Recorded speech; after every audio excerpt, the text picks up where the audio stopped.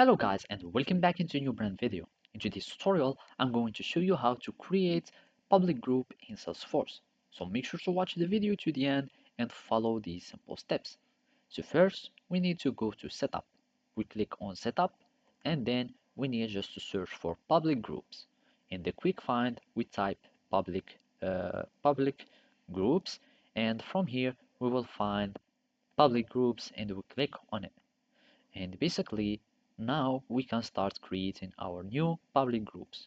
We click on new and then you give it a name, my public here, and then there is the group name, and you can grant access using hierarchy. And basically now you can start searching from roles or searching from users to start integrating or adding the users members to this group, and basically you can start just adding the groups, and after that you can start delegate administration groups if you already have one.